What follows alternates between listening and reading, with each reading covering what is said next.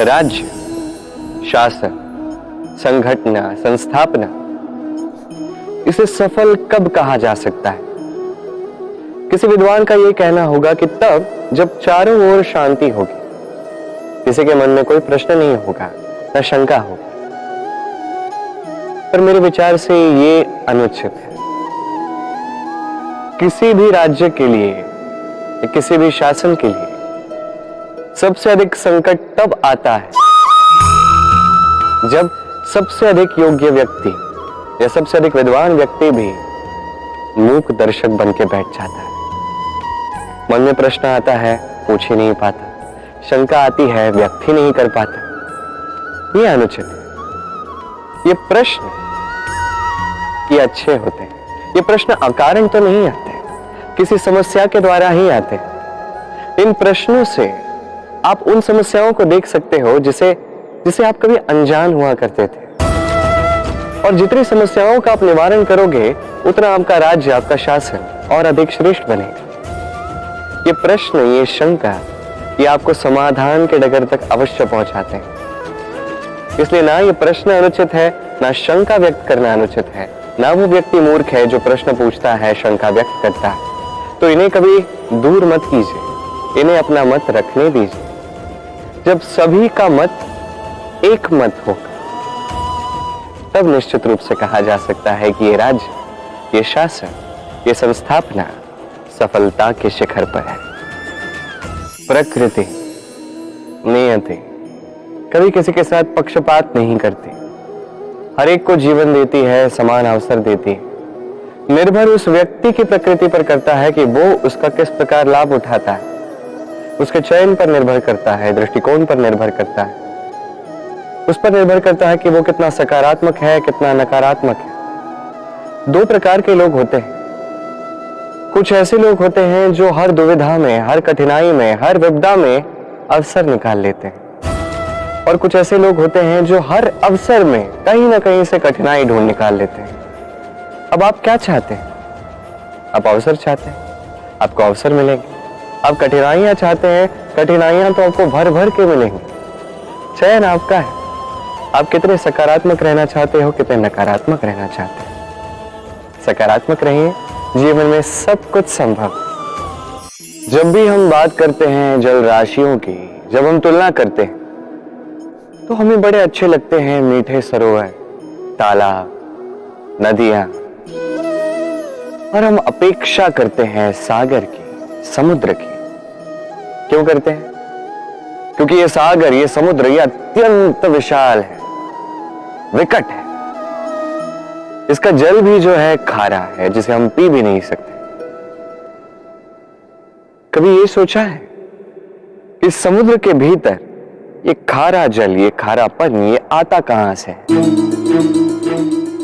ये समुद्र, इन बहती नदियों से जो क्षार निकलता है, उसका ये भंडार गृह है।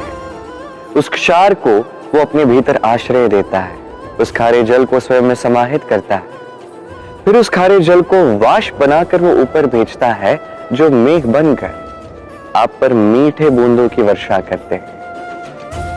ये समुद्र का ही त्याग है जो आपको ये मीठा जल प्राप्त होता है, चाहे नदियों में, चाहे सरोवर में। कदाचित इसीलिए ये सागर इतना महान है, कदाचित इसीलिए ये रत्न सागर में पाए जाते हैं। स्मरण रखिएगा, सत्ता उसी की होती है जो त्याग करना जानता है, जो इस विश्व को अपने भीतर समेटना जानता है। तो आप भी यही कीजिए, इतने ही शक्तिशाली बनिए। वर्षा की बूंद कितनी छोटी, सागर कितना बड़ा, हिमखंड कितना छोटा, हिमालय कितना बड़ा। कितना अंतर है देखिए दशरथ पुत्र राम में और श्री राम। देखिए एक एक बूंद जब साथ आती है तब विशाल सागर ये बनता है। सारे हिमखंड जब एक साथ आते हैं तो विशाल ये महान हिमालय बनता है। वैसे ही एक छोटे से वनवास से आरंभ होती है यात्रा राम से श्री राम बनने की, मर्यादा पुरुषोत्तम बनने की। अब इससे आपने क्या सीखा? बूंद महान नहीं है, सागर महान है। हिमखंड महान नहीं है, हिमालय महान है। अर्थात कुछ महान करने के लिए या महान बनने के लिए आपको आरंभ करना होगा छोटे से। एक अत्यंत सरल किंतु महत्वपूर्ण बात है जो मैं आपको बताना चाहता हूं। देखिए, आरंभ करने के लिए पहले आपको महान बनने की आवश्यकता नहीं है, किंतु हां, महान बनने के लिए पहले आरंभ करना अति आवश्यक है। आप आरंभ ही नहीं करेंगे, कभी महान ही नहीं बनेंगे। तो सच्ची निष्ठा से आरंभ कीजिए। आपके कदम, आपके कर्म छोटे ही क्यों ना सही, करते जाइए, निरंतर प्रयास करते जाइए।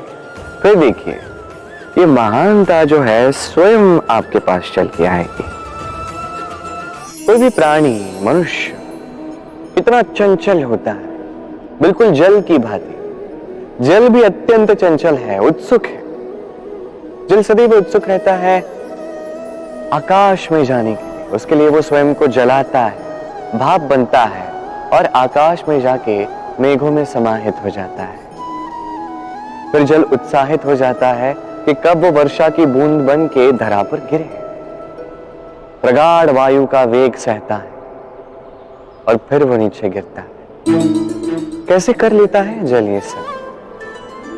इसका उत्तर ये है कि जल यात्रा का मंतव्य, उसका महत्व समझता है। और सत्य कहूं तो ये यात्रा होती भी अत्यंत महत्वपूर्ण है।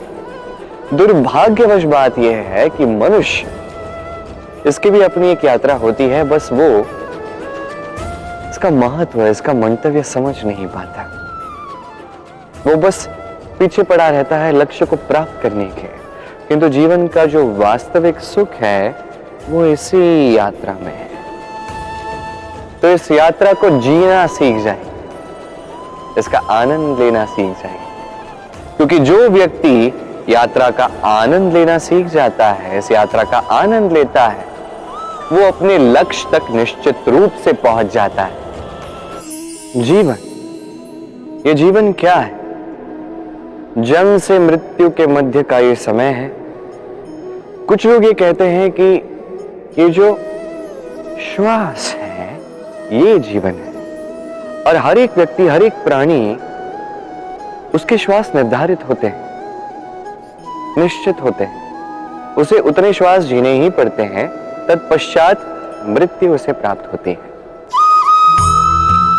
किंतु क्या यह सत्य है? क्या मनुष्य जीवन इन श्वासों पर ही निर्धारित है?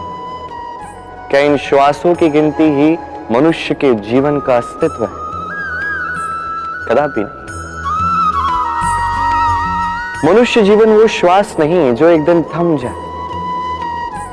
मनुष्य जीवन उन श्वासों के मध्य के वो पल हैं जिन्हें देखकर किसी और के श्वास थम जाए।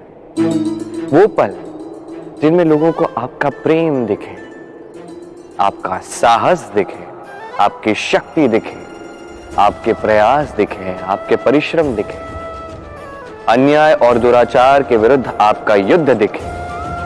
जीवन में महत्वपूर्ण वो पल है, वो वर्ष है जो आप जीते हैं, जिनमें आप संसार के दूसरे व्यक्ति को जीवन जीने की एक दिशा देते हैं, एक प्रेरणा देते हैं, शक्ति देते हैं, आशा देते हैं। तो जीवन में यही कीजिए, एक ऐसा जीवन जिए जो दूसरों के लिए आदर्शवादी। यही कीजिए और मेरे साथ प्रेम से कहें, राधे राधे।